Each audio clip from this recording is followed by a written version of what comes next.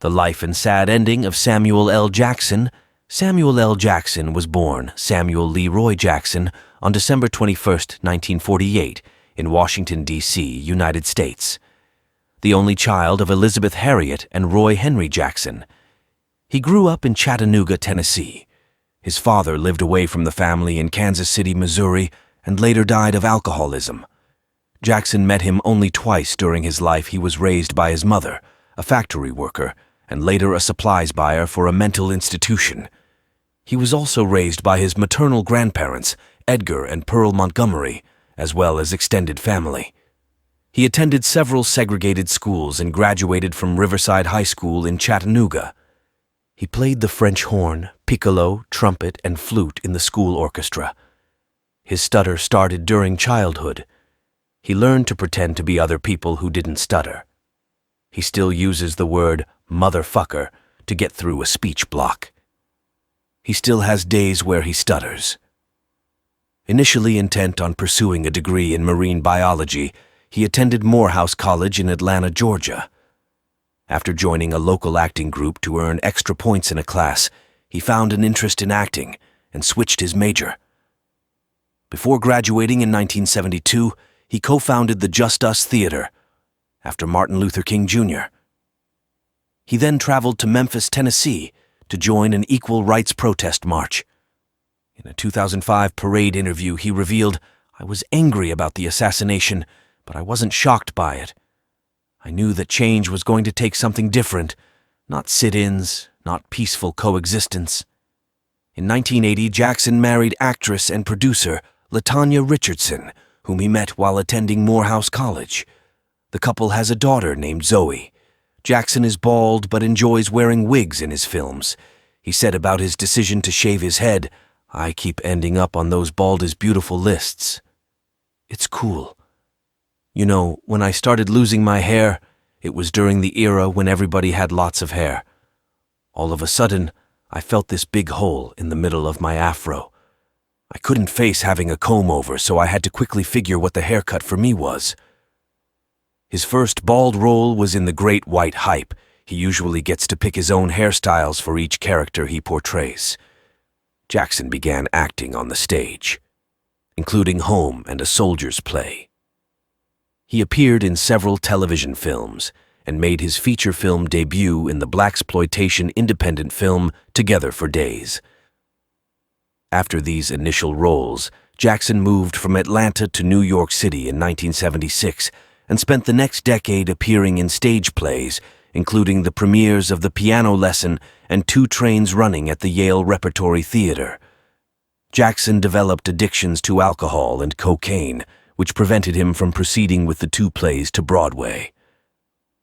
Throughout his early film career, mainly in minimal roles in films such as Coming to America and various television films, Jackson was mentored by Morgan Freeman. After a 1981 performance in the play A Soldier's Play, Jackson was introduced to director Spike Lee, who cast him for small roles in School Days and Do the Right Thing. He also worked for 3 years as a stand-in for Bill Cosby on The Cosby Show. Jackson played a minor role in the 1990 Martin Scorsese film Goodfellas as real-life mafia associate Stax Edwards. Having overdosed on heroin several times, he gave up the drug in favor of cocaine. His family entered him into a New York rehabilitation clinic. After he successfully completed rehabilitation, he appeared in Jungle Fever as a crack cocaine addict. Jackson said that the role was cathartic, commenting, "It was a funny kind of thing. By the time I was out of rehab, about a week or so later, I was on set, and we were ready to start shooting." The film was so acclaimed that the 1991 Cannes Film Festival created a special supporting actor award just for him. Following this role, Jackson became involved with the comedy Strictly Business and Dramas Juice and Patriot Games. He then moved on to 2 other comedies, National Lampoon's Loaded Weapon 1 and Amos and Andrew. Jackson worked with director Steven Spielberg in 1993's Jurassic Park. After a turn as the criminal Big Don in 1993's True Romance, written by Quentin Tarantino and directed by Tony Scott, Tarantino asked Jackson to play Jules Winfield in Pulp Fiction.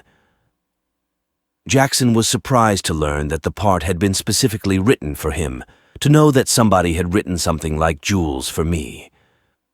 Although Pulp Fiction was Jackson's 30th film, the role made him internationally recognized, and he received praise from critics. In a review by Entertainment Weekly, his role was commended. As superb as Travolta, Willis, and Keitel are, the actor who reigns over Pulp Fiction is Samuel L. Jackson. He just about lights fires with his gremlin eyes, and he transforms his speeches into hypnotic bebop soliloquies.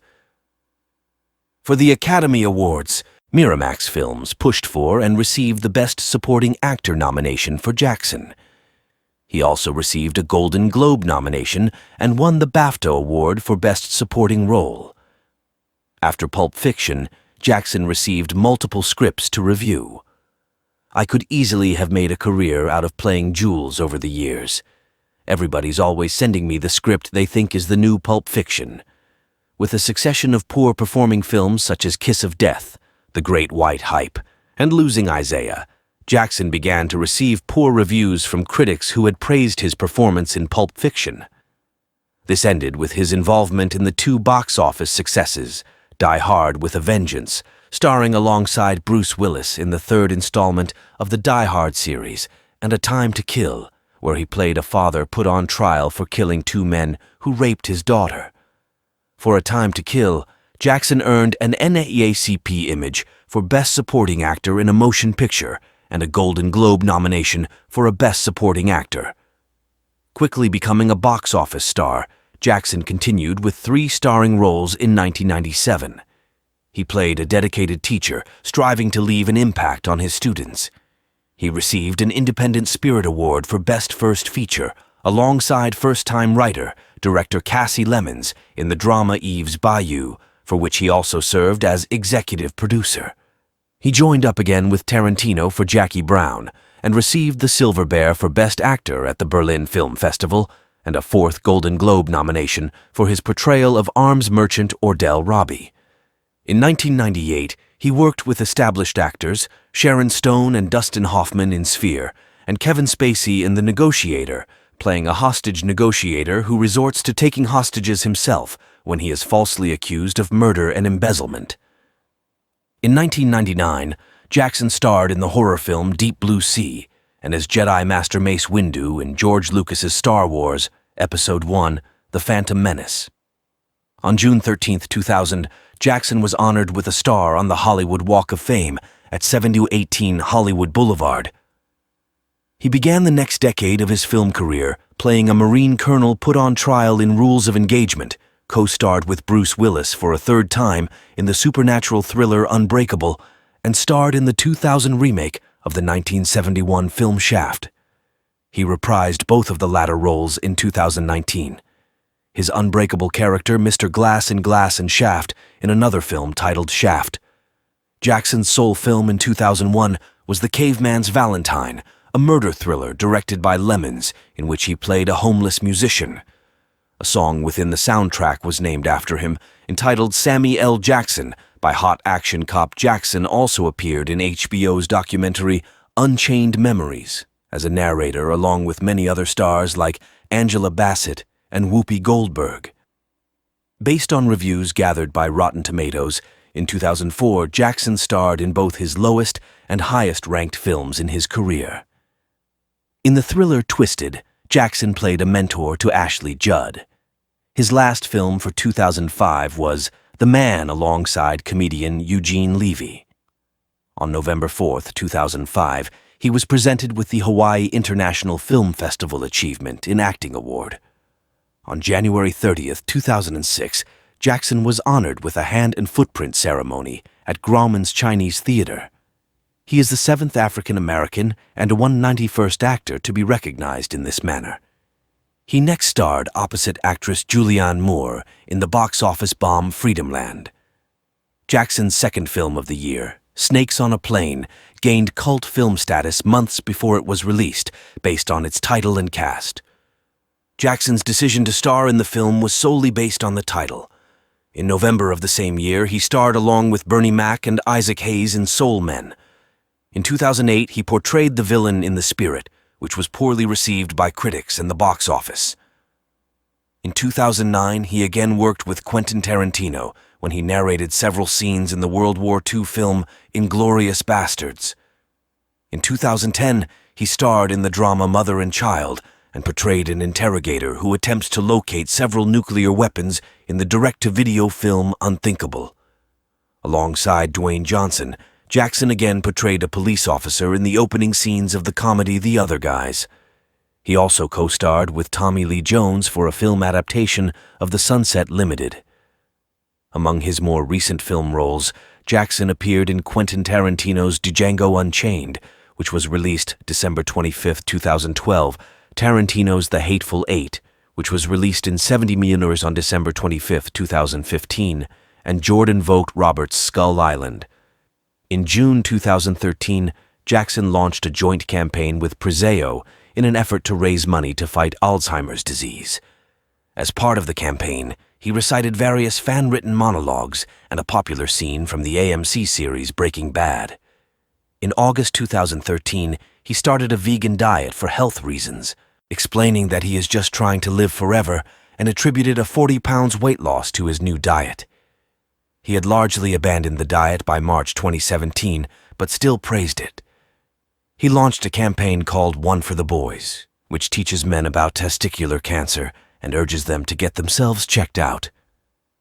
In 2019, Jackson reprised his unbreakable role as Mr. Glass in the film Glass and his Shaft role in Shaft, both sequels to his 2000 films. Also in 2019, he appeared in the Brie Larson film Unicorn Store and had a prominent role as Nick Fury in the Marvel film Spider Far From Home.